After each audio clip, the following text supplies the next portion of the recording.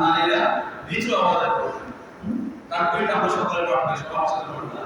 আল্লাহু আকবার, আল্লাহু আকবার, লা ইলাহা ইল্লাল্লাহ, আল্লাহু আকবার, আল্লাহু আকবার, লিল্লাহিল হামদ।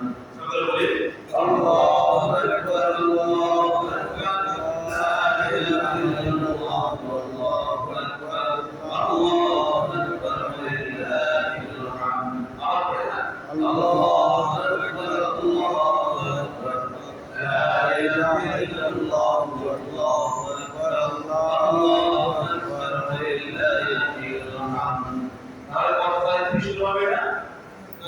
9 তারিখ ফজরের পর থেকে, 9 তারিখ ফজরের পর থেকে 13 তারিখ আসর পর্যন্ত মোট 23 ওয়াক্ত নামাজের পর এই তাকবীরটা আমরা পাঠ করব। এর বাইরেও আমরা সারাদিন এই তাকবীরটা 20 মিনিট পাঠ করার চেষ্টা করব ইনশাআল্লাহ। সবসময় বিশেষ করে দিন হোক বা 10 দিন এটা পড়ার জন্য রাসূলুল্লাহ সাল্লাল্লাহু আলাইহি ওয়াসাল্লাম নির্দেশ দিয়েছেন, তাও ছেড়ে করেছেন।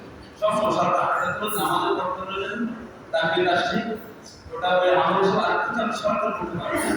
আল্লাহু আকবার, আল্লাহু আকবার, লা ইলাহা ইল্লাল্লাহ, আল্লাহু আকবার, আল্লাহু আকবার, লিল্লাহিল হামদ। সকল নামাজ পড়ে পড়ে আল্লাহর নেই আল্লাহু আকবার, আল্লাহু আকবার, আল্লাহু আকবার, লা ইলাহা ইল্লাল্লাহ, আল্লাহু আকবার, আল্লাহু আকবার, লিল্লাহিল হামদ।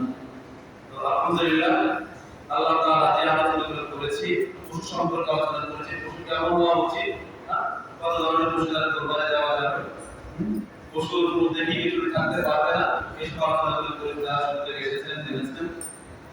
এবং তার সম্পর্কে কোরবানি সম্পর্কে কোথায় মাথা বলা করলাম। আল্লাহ তাআলা আমাকে সহ আমাদের সবাইকে আমল করে দেওয়া এই কাজ করবে। আমিন আমিন আমিন।